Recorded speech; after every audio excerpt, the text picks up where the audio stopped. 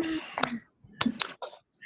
Brooke, I wanted to tell you, I've really been loving your Facebook. Like, you're just being really funny lately.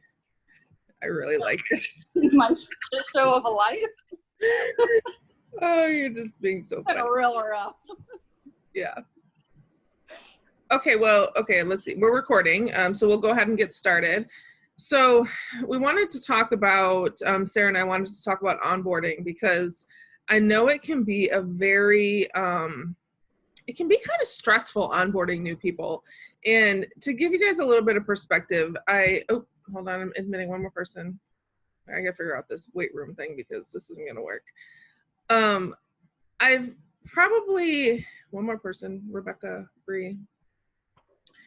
I've probably enrolled about 100 consultants-ish, you know, directly to me, and not all of them were wanting to build a business by any means. Some of them were just wanting to get products at a discount. But I can tell you, 4 years later, I still feel a little anxious about it.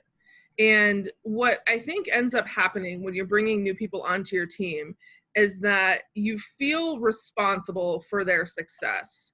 Yeah. And I have to tell you, I even have to remind myself of this still today, that you are absolutely 100% not responsible for their success. We will talk about like some of the things that we are responsible for as their sponsor, but their success is not your responsibility.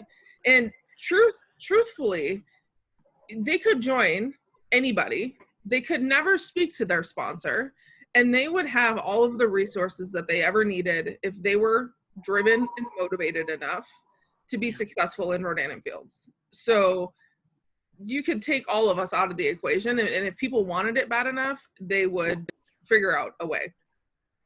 And really, historically, statistically, only about 1 of every 4 consultants that join you will do something. And it's kind of crazy because when people are joining you, you actually think they're like ready to go. And a lot of the times people are joining and they're not even really, they haven't even made the decision if they're like actually want to do something with it. And so there's people that are in this like weird place where you're thinking, oh, you're ready to go. Like, let's launch you. Let's get this thing going. Let's make you a paycheck. But they're not even in that place yet. And so one of the things that we'll talk about in the beginning is, for the ones that are just joining, pull up the getting started, like the Team Dream Big or Team Sparkle getting started training. That'll be helpful just to have in front of you. So one of the first things on there is the first step. It's called, so if right under understand yourself, first step, fill this out and send to your sponsor within 48 hours. So this is your desire of commitment. Have you guys all seen that desire of commitment? Yeah. Yeah. Okay. I think it's really important to know where your person stands, because you could have someone that's joining you that you think, like I said, you think they're ready and they're not. It's just really important to be on the same page. When I first started, I definitely did not ask people questions. I kind of just assumed they wanted to launch because that's what I wanted to do. And it's not the case. So it's really important to have them fill that out, have them send it to you. I would make that like your first step, because we're going to talk about some other things that I do a little bit differently, but I would make that your first step so you know where their head is at. And, you know, we're not trying to like convince them to do something, or we're not trying to, we just want to know where they're at, meet them where they are. And then we have now like managed expectations, or we have realistic expectations of where this person wants to go and what they want to do. So I would definitely start there. So the getting started training guide, I made that, gosh, probably at least a year ago. I still really like it, but I have made a couple changes to what I do. And so I'm going to tell you guys about those. I'm going to mute somebody here quick. I'm not sure who. It's just a little bit of feedback. So not your responsibility. It is our responsibility to do some things as their mentor, but their success is not your responsibility. Figure out exactly what they want to do maybe they don't even want to build a team. Maybe they just want to have customers initially. Like, it's important to know all those things. What kind of time do you have? So figure that out initially. And then, so something that I started doing a little bit differently a few months ago, and I have really liked what I've seen from it, is I watched a daily experience, and it was talking about telling versus asking. And I really liked the concept of it. And so I started to put that into my new consultant training. And what it looks like is I started doing this with somebody actually that was in a way different time zone, like totally across the world. And we couldn't really like link up on the telephone. So everything that we did with launching her was over Messenger, like literally. I still have not months later even talked to her on the phone, just because like time zones are crazy. And so when you have a new consultant that joins you, most people want to be told what to do. Like, they literally have no idea what to do. And it is 100% our job to direct them and teach them what they need to do. I admittedly, in the beginning, was kind of just like, like, let's set the date for your launch, kind of like made the launch optional, you know? And maybe that was like some of my hesitations about things. I don't know, maybe I didn't want to like push them, because I know that an in-person launch when you're like brand new can be terribly scary, right? Especially when your sponsor is not even anywhere in the state. And so I kind of was like, yeah, we can do that. You know, it was not very direct. I wasn't telling, I wasn't being, I was more of just like asking or suggesting. And so what I started doing in the beginning, before we move into the getting started training, I do this first. So I'm going to tell you guys really simply what it looks like. So I tell them, okay, this is what I want you to do. I want you to post a curiosity post on Facebook. And so have you guys all seen a curiosity post? Like, people are posting like super excited, something exciting, you know, announcing tomorrow, whatever. There's multiple examples out there. I have like a curiosity post video on the team page. So I tell them, hey, I want you to post this on your Facebook today. And most people are like, okay. Some people might be like, oh, this is really out of my comfort zone. And I'm like, yeah, I know. I want you to post it today, okay? And so I'm just being direct with them, like, hey, post this today. Tomorrow, we're gonna post your announcement. And so what I have been doing is I will make like a little graphic for them, make it cute, right? Because they don't really know, they don't know all the stuff about the graphics yet. They don't know word swag, they don't know any of that stuff yet. And so I'll make a graphic and I will actually type up their announcement post, because they have told me in their letter of, what is it, commitment of intent, whatever it is called. They've already told me like why they want to do this. And so I'm going to use those things that they've told me, and I'm going to type up their welcome post. And in there, I'm going to talk about how we're going to do a virtual launch, an online launch. You guys have probably seen some of the people's posts recently, especially like Natasha has brought on a couple people. And so that's what I initially had typed up, and you just modify it to match that person and their story. But at the same time that they are announcing their business on Facebook, I already have their virtual launch set up. So it's just a page, it's a group, it's already set up. I have a cover photo in there that it's a picture of them. I have a welcome post in there, and then that's all that's in there. And so at the same time that they are announcing their business on Facebook, at the end it says, I'm having a fun virtual launch. Drop an emoji in the comments if you want to be added to it. So that's already up and going, so they can just add people in there. And the launch is probably scheduled for, I don't know, 5 days or so after they announce.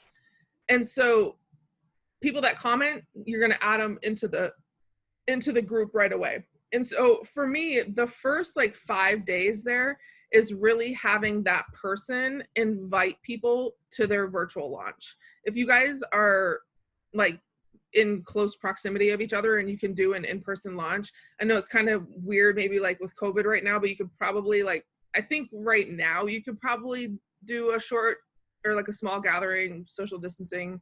You could probably get away with it. But if you guys are together, you could probably schedule that at the same time for like a week out. Most of my people are not in the same place as me. So I have that virtual launch. It's scheduled for 5 days out. And so my person has made their curiosity post one day. The next day, they're going to post their Facebook announcement. I've drafted that up for them. I've made a graphic. I send it to them like this is, and I let them know like, hey, if this doesn't sound like you, like definitely edit it to make it sound like you. So they post that. I've got the virtual event already set up. We're adding people there.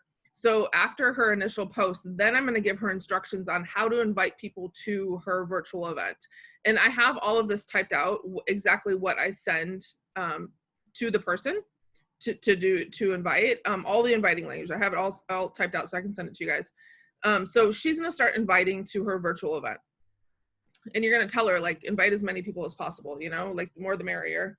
We want, I don't know, 15 to 20 people in the group at a minimum. So they're pretty busy. Like my new consultant is pretty busy doing that initially, like over those 5 days, because you're going to send out messages. And then in 2 days, I send another message to her saying like, hey, for the people that you messaged, but they haven't responded, send this follow-up message to them. And then the day of the event, you're going to send a reminder to the people that have accepted the invite to the group. And so that person is like pretty busy doing that stuff in those first 5 days. And then in the meantime, I'll send the link to the virtual new consultant training. So on our virtual platform, the new consultant training, it's what, max an hour long. So I'll say like, hey, check this out. Most people typically have enough time to like fit that in, or some people are like even really curious, like, hey, what should I be doing like right now? What should I be doing next? Oh crap, I didn't admit somebody.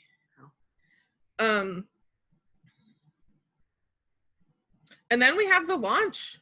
And then, so in the meantime, what I'm telling my new consultant is, hey, if anybody is asking you any questions, what I want you to tell them is I want you to tell the person, hey, I'm going to connect us in a message with my friend Trisha. She's been doing this a lot longer. I'm obviously still learning. So she'll be able to help answer your question. And so if anybody asks any questions at all, like we do not expect our new person to like know anything about it. And so I instruct them just to connect us in a message and I'll take it from there. And it's really great training because like then she can see how I do things and how I talk to people and recommend products and, you know, close the sale and do all that kind of stuff. So throughout the whole time, I am saying like, hey, if anybody asks you any questions, like, you know, because a lot of people will try to like figure it out on their own, you know, like someone asks a question about a product and they want to do their own research or whatever, like just connect us in a message. It'll be way quicker. You'll learn a lot faster. So that is pretty much what I do in the beginning. And then if you go back to the getting started training guide, that's kind of where you can pick up after that. I have not updated this because it, like I said, it was like kind of something new I was trying to see how I liked it. And I really do like it. I think that just the directness of it, and I never feel pushy or rude or anything like that. I am just like directing them on what to do next.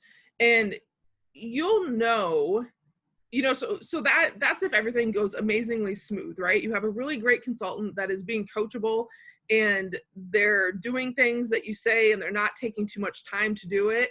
But if your person, you send them some instruction and they're not really doing it, or they're giving you like lots of pushback or maybe some excuses or whatever, you'll know that your person is not really like all in, and you kind of will see, well, this really isn't going very well, you know, like you can't really move on to the next step until the person does this.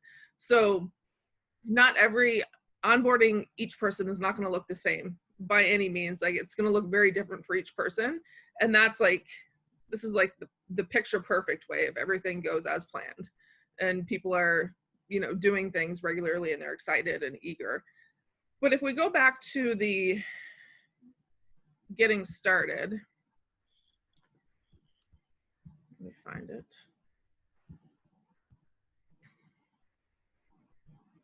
What questions do you guys have so far?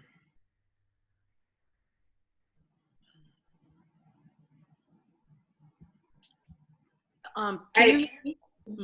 Sorry. Go ahead, Kathy. Okay. Oh, hi, Becca.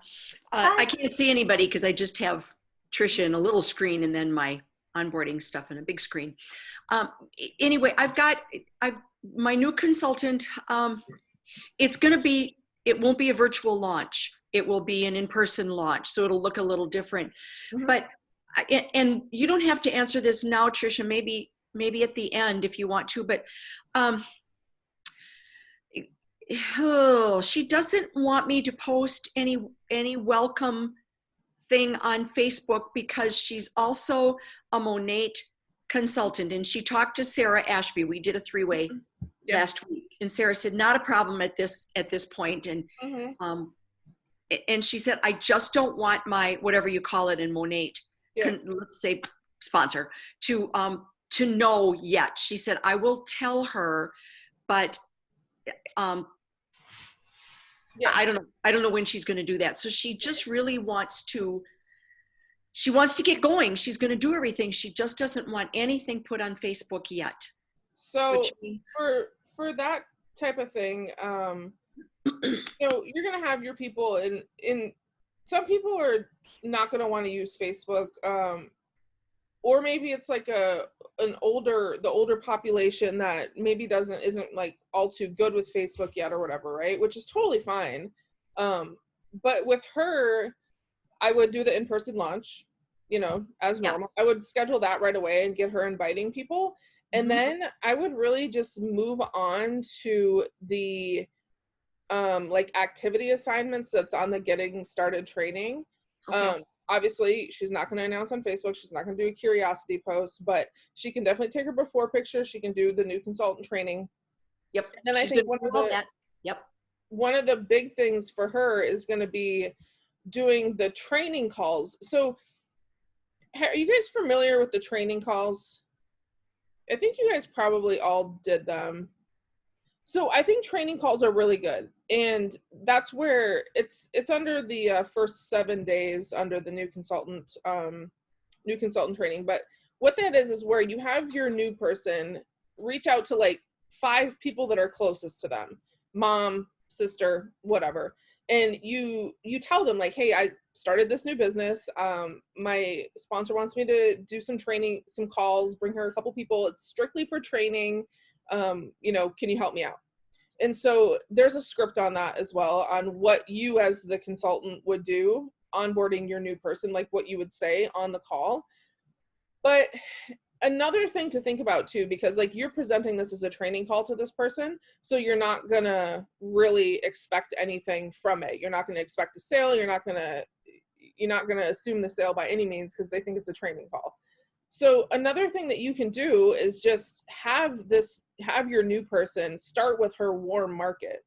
So the people that are closest to her, mom, aunt, sisters, you know, the people that know her, love her, you know, and start with them and call them on the phone, reach out to them.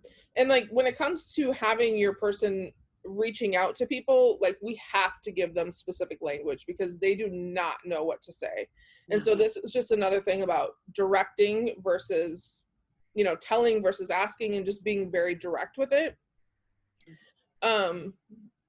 So yeah, that's where I would start with her. Like she's just gonna have to like start with conversations versus being more, you know, using Facebook as her storefront. Okay, thanks. What else? Becca, did you have something? I was just saying I'm glad that you said that about giving them the language for their announcement and stuff, because I hadn't, like that's a really good idea, because I know both of mine, like that's new information for me and I really like it, because both my new people last month were like, what do I say? And you know, like I tried to tell them, but you know, we always tell everybody, make sure you sound like you know, and that is important. So but I like that you type it up and at least give them kind of the guts of it to go off of. So Yeah, because I think there's so many places that people can get hung up and overthink things. And I mean, it could take you 3 days to get your announcement out because you're just trying to make it perfect and whatever. yeah. Whereas I can Or type a it up. post. I can type it up. I already know what it should say roughly, and you can edit it to make it sound like you. Yeah. You know, if you don't say y'all like I do, then, you know, whatever. Right. But I think in the beginning, I just, especially that initial part, the curiosity post, Facebook post, getting the virtual launch up and going, inviting, I just have found that being very direct with it, hey, this is what we're doing today. And people are like, okay, cool. If they're not being super coachable, they're not going to say, okay, cool, but then you know where that person stands. Yeah. Right. And you'll just kind of have to pivot and adjust. So I think the training calls are really good. I used to do the training calls a lot more, but if you guys were on the call last week, I really like to use the third-party tools to give my information. I like to use a video. I like to use a Mad Mimi. So although the training calls are good because you're hearing how I talk about things, which you should be able to talk about things, that comes with time, but we, at the same time, we don't want our person to feel like they need to be an expert in talking about the business and the products because we have the third-party tools to use. But I think it's good to do at least a couple of them so they can hear like you presenting your short story. They can hear how you talk about the business, how you talk about the products. I think doing a couple is good, but you don't want to like get stuck doing too many. You want to actually have conversations of people that you are wanting to purchase products or join you, you know? And so I think for example, Kathy, with your person that doesn't really want to use social media right now for it, giving her language to reach out to her warm market is probably the best thing that you could do. And then you guys set up a time where you guys can like do a 3-way call with that person. Okay. And then, you know, probably just chat. Like what I would probably do with them is ask them like, hey, what are you interested in learning about? A little bit about the products, a little bit about the business, or a little bit about both. And just see where they're at. Like most people are probably going to say products initially, but you never know. They might say, yeah, tell me a little bit about both of it. Yeah. And then if they just say products, just walk them through the solution tool. Like while you're on the phone, you'll send them the link. You'll walk them through the solution tool. You'll have the results there right in front of you. You can tell them about it. This is what would be best for you. These are the add-ons that would be really good for you. What do you think? Do you want to give it a try? Yeah. Those are my favorite words, by the way. Whenever I'm on the phone with somebody and we're like talking about products or even Messenger, what do you think? Do you want to give it a try? And I see what they say. Let me go back to the getting started training guide just to see. It's pretty self-explanatory. The activity assignments, you know, set your dates for your launch, have them get comfortable with their personal website. And then as people are asking them questions or after their virtual launch, and they've connect us in messages, right? So they've connect myself and their prospect in a 3-way message. They're going to see how I close orders, right? How I like close the sale. And so that's all really great training for them. And then, by the way, for the virtual launch, I have them connect me with each person in a 3-way message, like right away. Start with the people that interacted on the launch, like that commented, whatever. Start with those people, connect in a 3-way message and just say, hey, I wanted to connect you guys. Trisha's been doing this a lot longer. She'll be able to answer any questions you guys have. And then she'll see how I like take it from there and ask about their skin concerns and, you know, what they're interested in. Give recommendations and ask them if they want to try it. So that's like really great training. That's some good OJT. I think that one thing alone has been like a complete game changer because I onboarded 3 people last month and 2 of them onboarded and EC'd within a week. And it was within 2 days of the party because of those conversations. They got to hear me over and over and over again, go through the solutions tool, the products. ordering like over and over and over, got to hear the products. And then like it's not awkward starting a conversation because they know it in the party that they're going to be talking to me. And so it's not like, oh, I don't want to talk to your friend. They just do because it's part of the process and it works. And if you are onboarding somebody and you don't know like what a virtual launch looks like or should look like, just ask to be added to one of ours, because honestly, like, it's just changed so much over time. You know, what I did 2 years ago is just so different than what I do now. And I think it will continue to evolve and just, you know, get better and change. I really like what we're doing now. It's really short and simple, and it gives them very simple instructions on, you know, how to get started. And we're like definitely asking for the sale. I think one of the hardest things for new people is to assume the sale. And so that's where you'll come in as more of the expert. You've been doing this longer, and they'll be able to see how you close the sale for people. And I think that'll definitely help with their confidence in it. I like Natasha just added me the other day to the last one that she did, because y'all are doing them really, like, it seems a whole lot easier, a lot more streamlined. Like you said, having those conversations. Sarah and I are actually getting together tomorrow and setting up a virtual event, and it'll be the first one doing it that way. And I'm like really excited about that, because the last 3 that I've done that were, while it was great information, it was nice to have like everything kind of lined up. It was like, I was like, for me, I was like, I wouldn't even read all this. Like, I would never go through. So I'm really excited to do it the way y'all been doing it, because it sounds like it's just, I like it too. And I think I told you guys about this last time, but I think it was like 3 I don't know, there's a bunch of them I did last week, but I pre-record a video and I make it generic. I like obviously don't say any names or anything, and there's this site that you can use that uploads it to your group and it looks like you're live. And so that was really helpful. Like, I had 3 events in a week, and I didn't have to physically like be dressed, ready, presenting, because I just used that same video and it streamed live to my group. What was that site? I know I wrote it down somewhere. I think it's called OneStream Live. It's not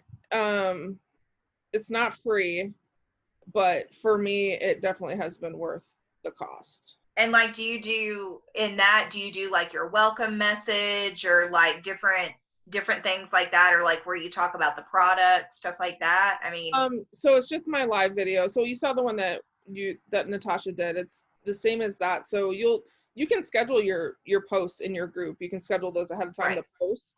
But yeah, I just do my I tell my short story. I tell briefly about the products, or briefly about the business, briefly about the products. I don't like touch everything. Obviously the regimens and then the most popular things. And then I tell them about the 3 ways that they can join. And I let them know that shopping is open for 48 hours. And we do a giveaway with it. And so they have to stay to the end to see how to get in on the giveaway. And all they have to do is just literally comment, "I'm in the video." Right. And, so it's really short. I mean, I try to keep it like 20 minutes or less. Yeah. And that's like kind of the guts of the party, other than like a few posts and that's all. And then whoever's hosting it connects me in a group message with pretty much every person. And so then that's when we have the conversations about their skin, you know. Yeah. You can even say that in the message, like, or in the video, you know. And I usually do. I'll say, like, you know, I look forward to like chatting with you guys more one-on-one to talk about your individual skincare needs. Okay, so I'm just looking back on the Get It Started training. So outside of that, so you have gotten them virtually launched, you've gotten them in person launched, and they're kind of learning the gist of things, right? And so what's next after that, right? Like, that's the big question. I feel like it's difficult to like get people into regular daily activity. And that's exactly what they need to be doing, regular daily activity. And so for me, the big things, you know, if they're using social media, definitely post on social media regularly. Personal stuff, RF stuff. We have heard enough about, you know, brand buckets and what that looks like for people. I don't like to go too much into like branding yourself right away because I don't want it to be overwhelming for the person. But I just encourage them to just post personal things. And I let them know at this time, like Rodan and Field stuff, we share all the things. So copy and paste it, make it look like your own, comment on the person that you took it from, and take it as your own. Like, make sure they know that they do not have to come up with their own Facebook posts about before and afters, whatever. As time goes on, they'll get more comfortable with posting like personal type, you know, type things. Like, you know, what the business means to them or what it's doing for them or whatever. So posting on social media, and then really just reaching out to people. Some people in this day and age of network marketing, you'll hear some people talk about like not reaching out to people, like cold reach outs are just super spammy and I don't know, all that kind of talk, right? I still do reach outs. Like, I still do reach outs all the time. Do I still build relationships with people? Of course I do. Is it spammy for me to reach out to somebody that I have not talked to in like, I don't know, 2 years? It's probably spammy. It probably is, you know? But I think that people can appreciate like just being open and upfront, kind of like Gabe talked about last night or 2 nights ago, whatever night it was. Like, just jump to the chase. Like, people don't want to be like, you know, whatever. And I actually had a situation yesterday that reminded me of this. So I started a small talk conversation with somebody. I was legitimately interested in talking to her about something. And so in the end, she was telling me about some life stuff that was going on. And I said, have you ever considered like doing something like I do? Like, a lot of people feel the way you do, they join and they really find that it, you know, they really love it, right? And she's like, no, I'm not into sales. I'm like, okay, cool. You know, like, do you have any interest in checking out the products? Because she had a bunch of like melasma on her face. And she's like, dang, did you just have a mini conversation with me to sell me? And I was like, not at all. Actually, I saw your photo and I said, I saw your photo and I wanted to reach out to you because I hadn't talked to you in a while. And I said, I really do love helping people, and products and business is just one of the ways that I'm able to do that, you know? So I think people can see through like continuing a small talk conversation just to ask them about products or business.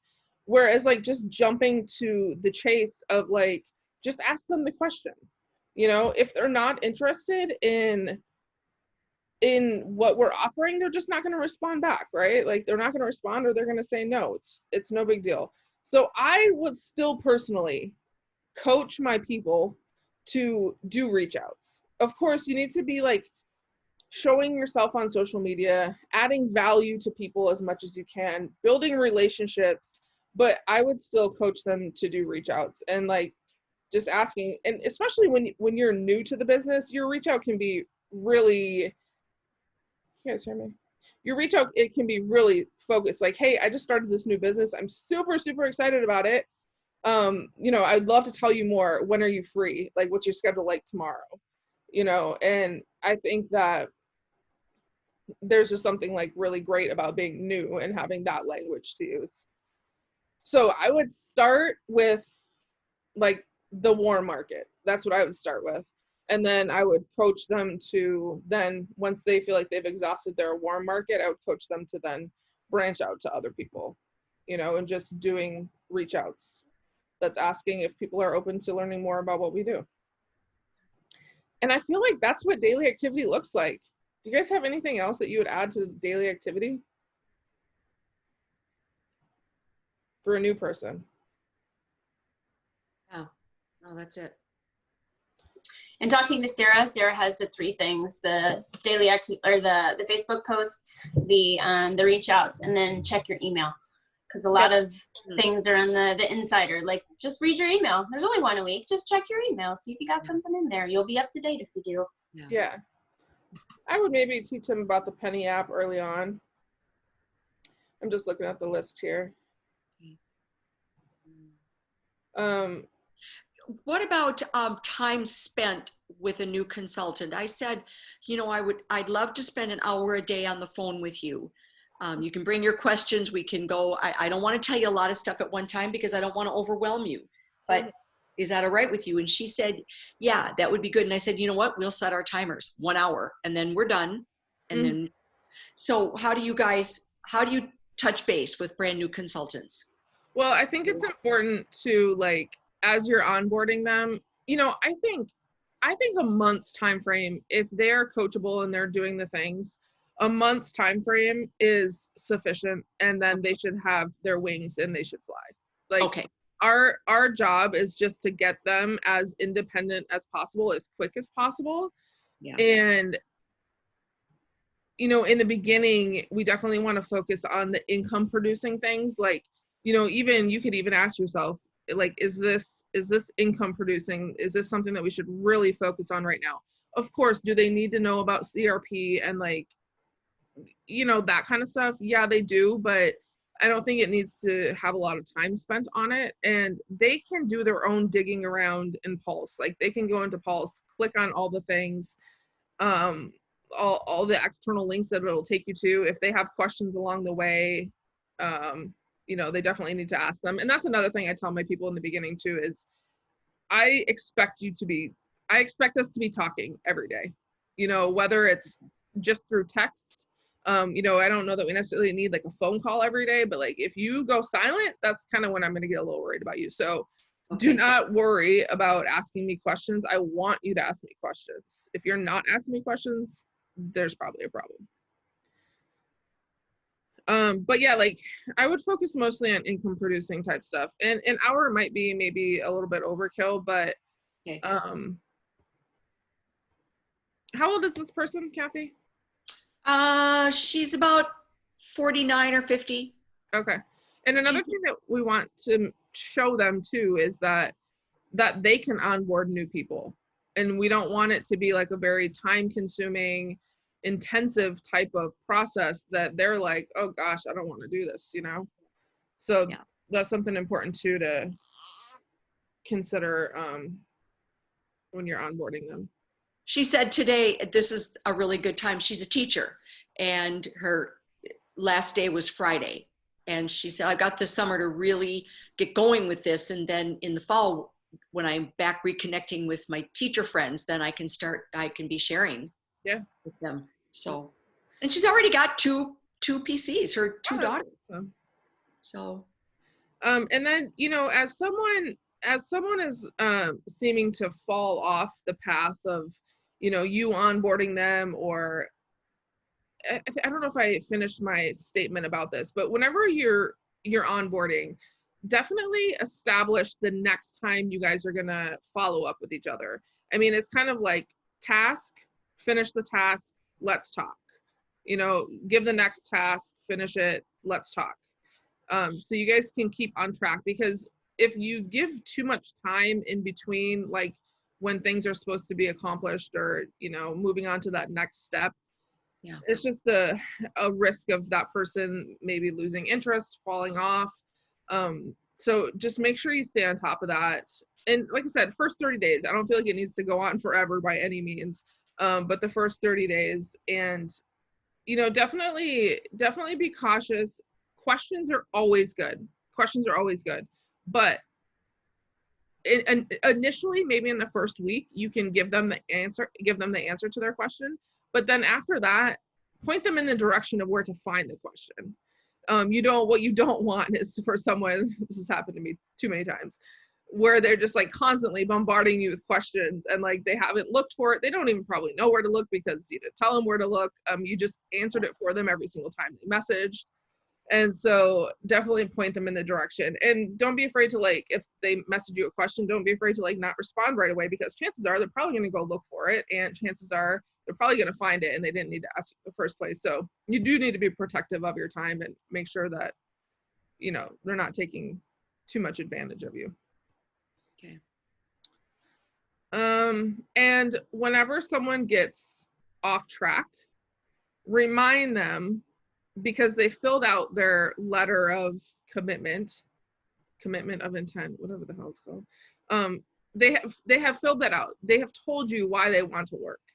And so when things get off track, remind them like, hey, is that still your goal? You know, because like I don't really feel like we're kind of moving towards that. If it's not your goal, it's no big deal. I just want to be on the same page as you. But if it is, I think we should pick back up, figure out where we need to start, where we left off, and just like have that open conversation. And that's another reason why it's really important to know like why they're doing what they're doing. Okay. What else, guys? Any questions?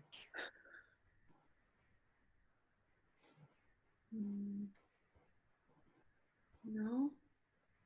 What do you say to the people who say that they're not ready to join right away, or they're not ready to launch right away, that they want to wait to launch? Do you have anything you say to those, or do you just let them wait to launch? I just let them wait. I don't, you know, obviously me and Sarah are two very different people. And I just, for me personally, if you're working, you have my time and attention. Like, and if you're not, I have admittedly spent way too much time trying to get people to work that are not working. You know, like they've gotten way too much of my time in the past. And, you know, because I need them for one thing or another, right? Like some goal, we want to get them to EC. We want them to do this for themselves, right? Like you wanted to do this. Why aren't we doing this? And you just can't, like, you have to put your energy in other places that, like new recruits that actually want to do something. So I think like most of us do, I mean, checking in on them periodically, but gosh, our time is so limited. Like you have to use it doing what serves you and your business best. Yeah. So yeah, I don't have any good advice for that, sorry. That's okay. No, but that is good advice, because like you can feel, I don't know, at least I did, like guilty, like someone's business is not being successful, but it's like if they're not putting in the work and they're not doing the things that we all know that you have to do to be successful, because if you don't, then you're not gonna be, you know. Mm-hmm. So I mean, I think that is good, because I had those feelings like with one of mine that she's just, you know, not working, and it's like that's not my fault because she's been shown the way. Yeah. So we had a saying at the free clinic that we can never want something more than the person wants it, and it would be the same thing with this. Sometimes we want it more than that person we're talking with wants it.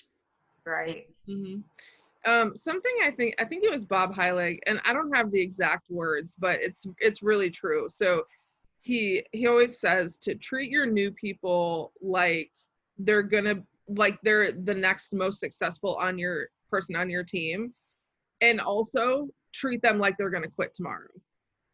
So like I don't have his words exactly, but it's just something I remember. Like you need to have that urgency with them, like they're gonna quit tomorrow.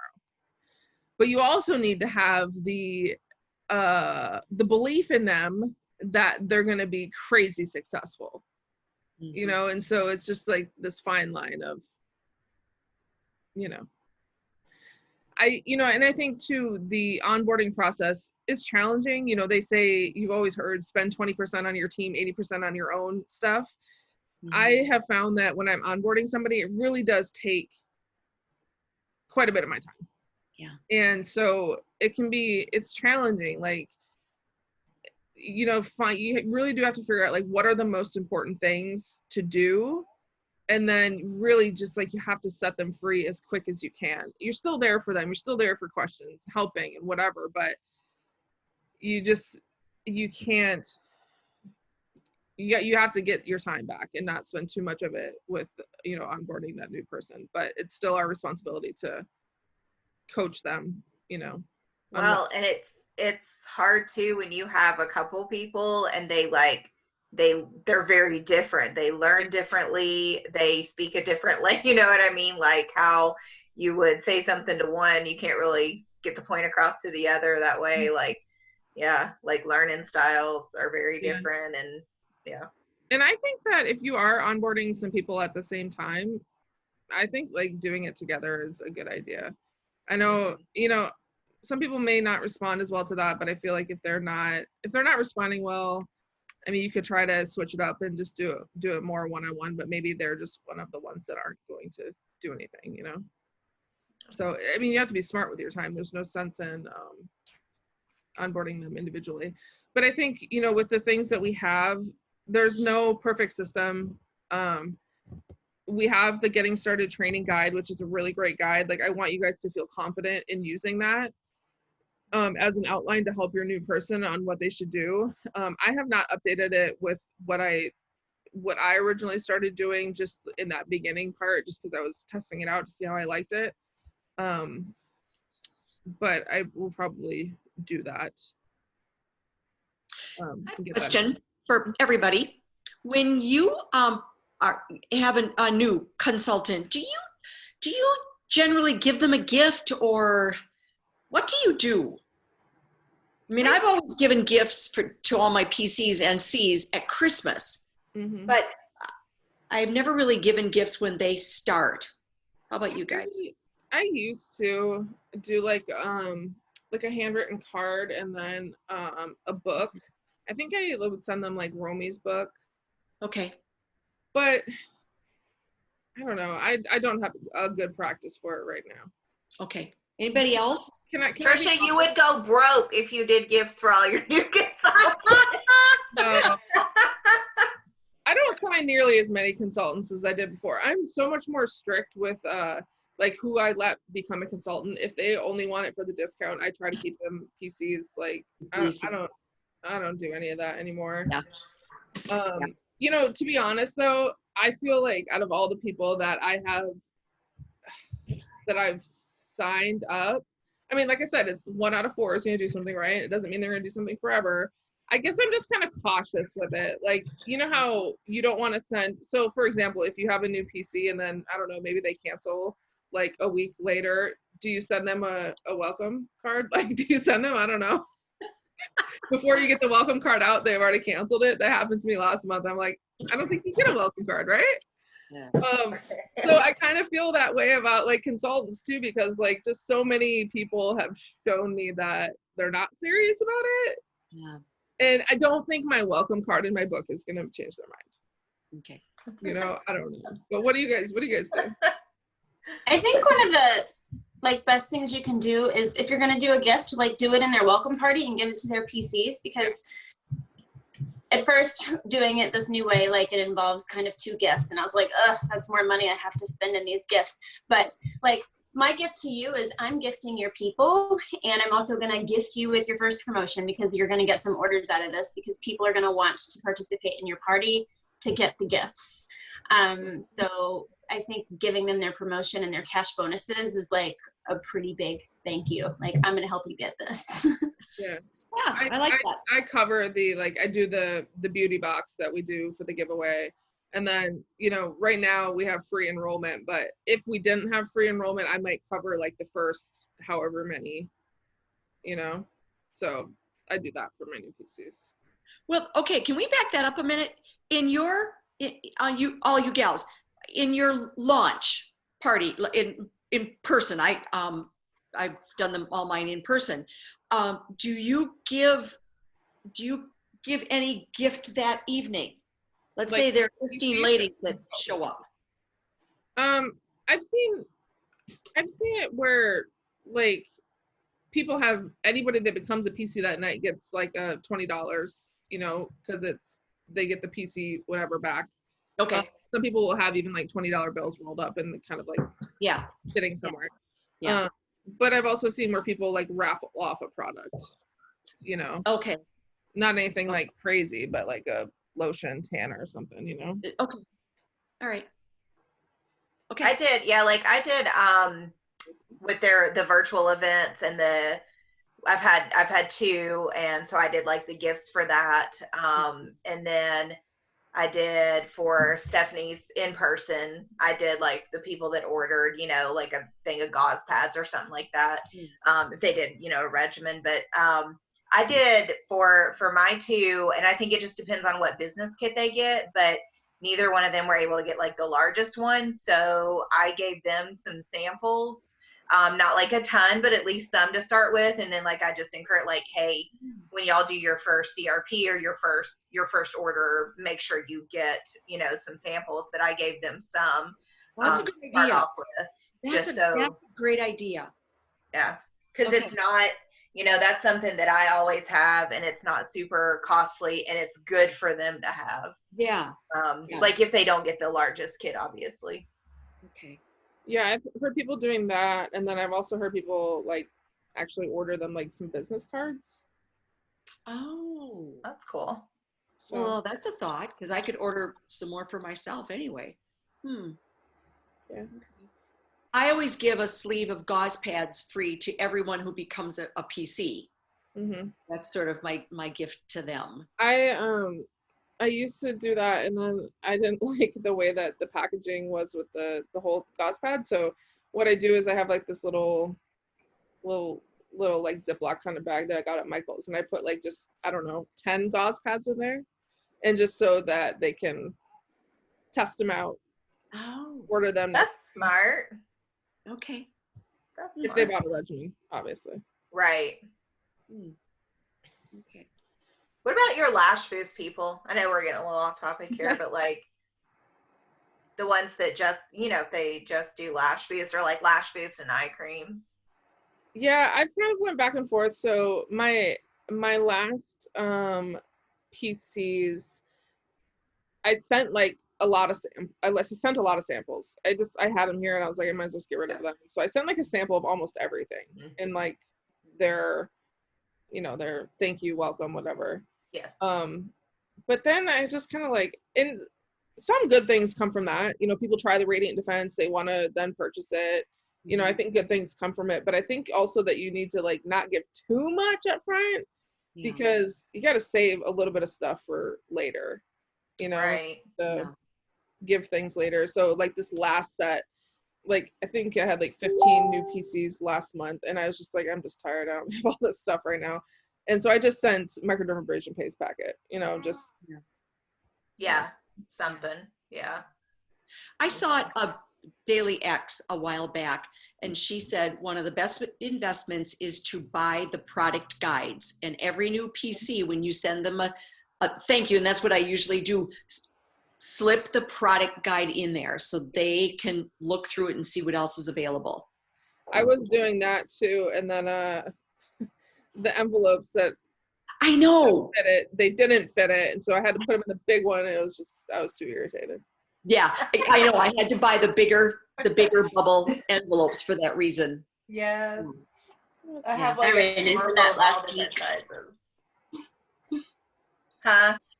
I said I ran into that last week. I was trying to squeeze it into like the 5x7 or 5x8, whichever one I had that barely fit the new Radiant Defense ones, because I had to buy the new ones for those. And I was like, I'm like ripping the envelope trying to get it in there. I know. Well, and then like when you go to the post office, like with the gauze pads, the people they're trying to figure out how to put the postage sticker on them. I'm just like, sorry. I go to the dollar store and I buy the packages of the 5x7 and the 8x10 bubble envelopes. Yeah. Oh, that's smart. So I always have some on hand. Mm-hmm. So I think bottom line with onboarding, everyone looks different. Not everyone's going to do something. Treat them like they're going to be the most successful person on your team, but treat them like they're going to quit tomorrow. Yeah. And be direct. Tell them what to do. Give them verbiage. Give them language. Like, give them the next step. It's not your job for them to be successful. Yeah. And follow the guide. That guide is really good. That's what I've done with mine, and like check the stuff off as they're doing it. Yeah.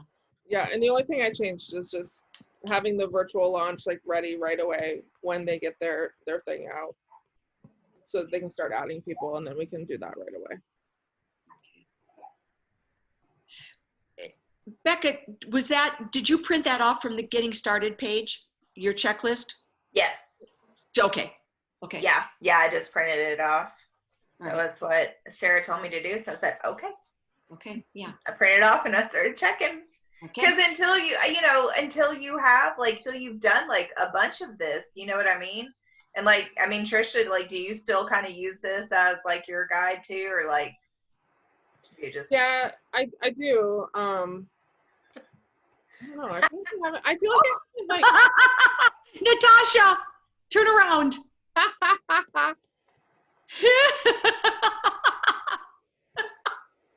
Who is that? My husband. That was very cute. This is Halloween costume from 2 years ago. I feel like I haven't had anybody recently that's been like a good, like a wanna work type of consultant. Like, I feel like most of mine recently, they've become stagnant after the virtual launch. Like, if it wasn't successful, they're just kind of like, you know. That's hard. And I think it's hard too when you have a new consultant that like they did have a good first month. And I mean, like, May was a good month to join because they had that, the huge special, but then it's like this month is kind of like like dragon. Yeah. It's hard. And it's just getting them into what the daily activity looks like, Yeah. And just like having them understand that like you're